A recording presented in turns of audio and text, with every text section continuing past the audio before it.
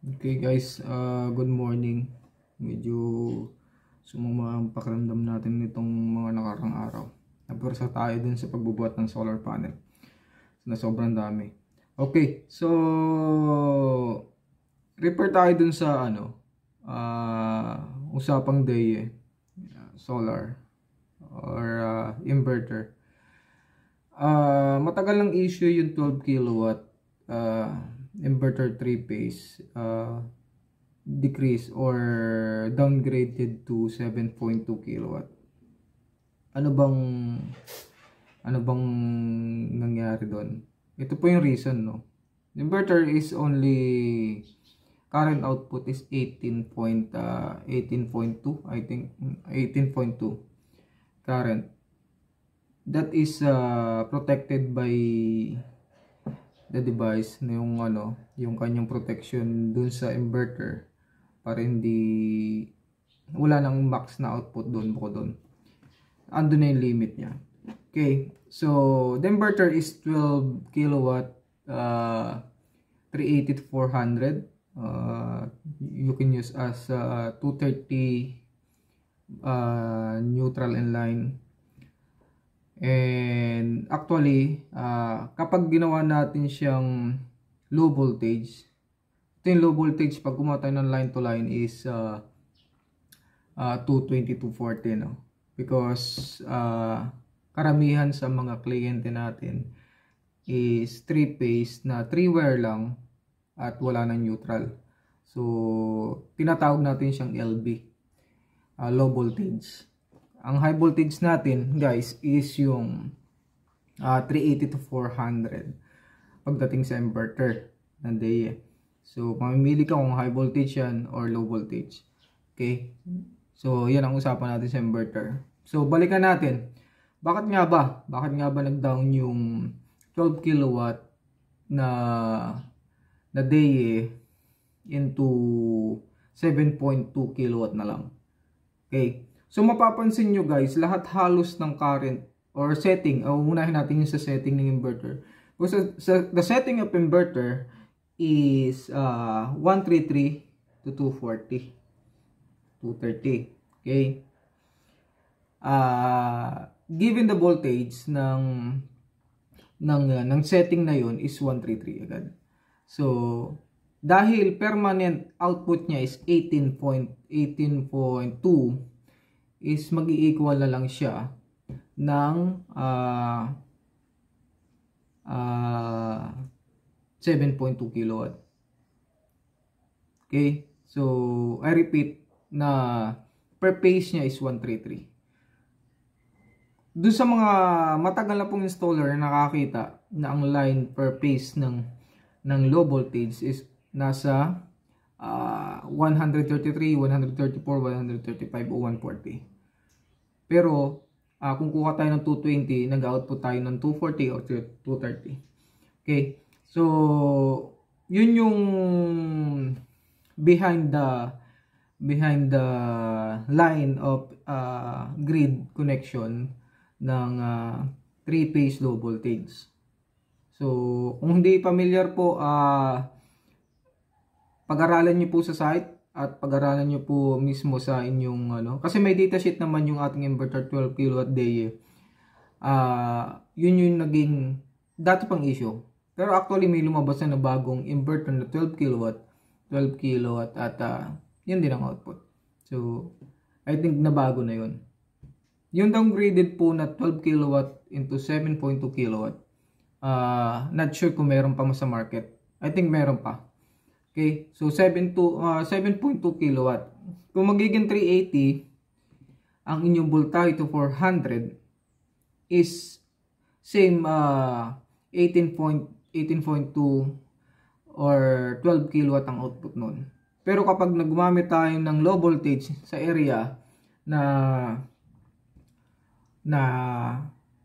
ang tawag dyan 133 to 240, 230 is magda-downgrade tayo kasi ang protection ng inverter pa rin, max output current pa rin ng inverter natin is 18.2. So magiging 7.2 kilowatt lang siya. Okay? So per line each is 133. yun yung giving computation natin na kadalasan sa low voltage is 133. So protection of inverter kapag low voltage is nasa 90, mas maganda yun, nasa 90 lang, or 115 to 160. Yun lang ang range natin. Yan, bigay ko lang sa inyo range. Pero not actually mag-output ng mas malaki because of the protection set ng inverter. So mapapansin nyo, hindi na talaga tumataas yung inverter because of protected current output dun sa 3-phase na yun. Okay? So, mas marami pang behind the technology ng DEYE na kung hindi nyo mapapansin dahil nga wala nag-i-explain. Pero in reality, kung makikita nyo at makikita nyo sa unit kung bakit ano nangyari, is mapapag-aralan nyo. Okay? So, medyo matagal na rin po kasi ako na nag-handle ng DEYE. At almost lahat po ng DEYE kasi is nakitaan ko na ng potential and yung mga system niya, yung kanyang device unit, nakitaan ko na siya lahat. So, mostly, nababaklasan namin yung dati yung DEYE. So, yun yung bibigay kong idea sa inyo na 12 kilowatt is ano bang nangyari? Bakit nagda-down siya ng 7.2 kilowatt? Because the protection device of inverter is 18.2 lang. So, pag gumamit kayo ng low voltage input is magda-downgrade na siya into 7.2 because protection device is 18.2. Yun lang yung madali kong i-explain sa inyo para hindi na masyadong maraming cheche-boreche, no? Yun lang yung DEYE natin sa DEYE. Okay? So, mahirap kasing explain lalo doon sa ibang manunood na bakit nga ba ganito? Ang simplest explanation lang is protected yung ating inverter as 18.2. Sabihin natin nasa 20 ampere ang max niyan. So, mainit ang inverter natin pag nag-max ng ganun. Okay? So, napakainit na. So, yung MOSFET natin, yung IGBT natin is protected ng software o firmware natin na huwag mag-over sa ganun. So, ganun lang kasimple. So, kaya naka-rated yung inverter natin na 18.2 lang. So, kahit alin lang gamitin mo na voltahe, kung 380 to 400 or 133 to 230, alin doon is 18 current pa rin ang lalabas output. So, huwag magtaka kasi gumamit ka ng different voltage.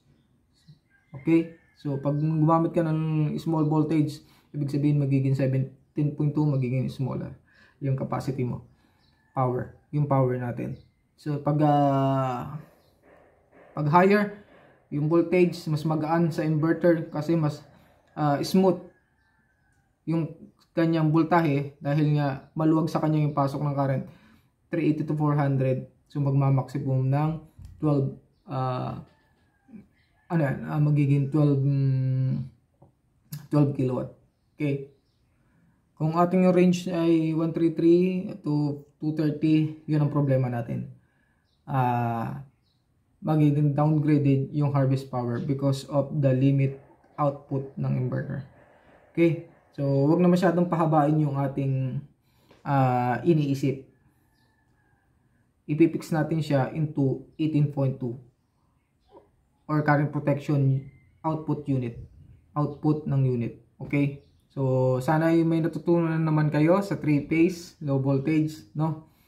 At gusto ko lang makatulong sa idea na naranasan ko na dati at yung iba is nagtatanong kapag ang inyong seller, yes sir, paano ang seller namin hindi po nag-i-explain yung ganon at binentahan po kami ng ganon. So some of our seller dito sa Pilipinas ay hindi po nag-i-explain about it kasi nga hindi naman po sila nakaprone sa technical at for selling lang. Katulad ng isang kaibigan natin, puro selling lang. Kapag nasira, wala nang feed. So, dalawa lang yung nakitaan ko ng nagwa-warranty, ano? The biggest of our friend is si Sir Jason Chua at si Supermax. So, silang dalawa nagbibigay ng magandang kahit na medyo may, alam nyo na, hindi na mawawala yung mga konting usapan, konting issue. Pero sila pa rin talaga yung nagbibigay ng mga warranty, good warranty for our client. Except sa other one. Yung other one kilala, tsaka yung other one kilala natin. Okay? So, yung iba, hindi ma-resolve yung ganyung problema. So, leave it na iwan na lang sa installer. So, iiyak sa installer pag ganun. Okay? So, alam ko may mga kilala kayo dyan na mga ganong seller na pag hindi na kaya iiwanan na. No? Dahil ipapasa ka na sa day mismo kasi hindi nila ma-resolve. About the explanation of 12 kilowatt, ganun talaga. Okay? At sa installation kasi kailangan mo malaman kung ano yung voltahe na kailangan mo. Anong installation ang kailangan mo. Kaya huwag kang basta magbibigay sa client ng parang ang tawag natin pre-assumption ba o mali yung term natin. Magbibigay tayo nung parang kasi mag-assured yung yung client na iyon ang bibigay mong power. Pero before that, kailangan yung pag-aralan yung system na ikakabit nyo at magbigay kayo ng quote na nabibase dun sa ayon dun sa pag-uusapan o ilang kilowatt yung kailangan ng client. Itong mahirap kasi 3-phase to. Okay? So, pag nag-assume yung client at hindi mo maibigay, hindi mo mai-deliver is malaking problema. Pag-aawayan nyo at magdi-demand yung client na ito yung pinag-usapan natin. Okay guys, so yun. So, thank you at sana ay may natutunan na naman kayo ng panibagong pag-uusapan, solar talk sa isang inverter natin sa day. Okay? So, I handling Neovolt now. Okay guys? Thank you sa panonood.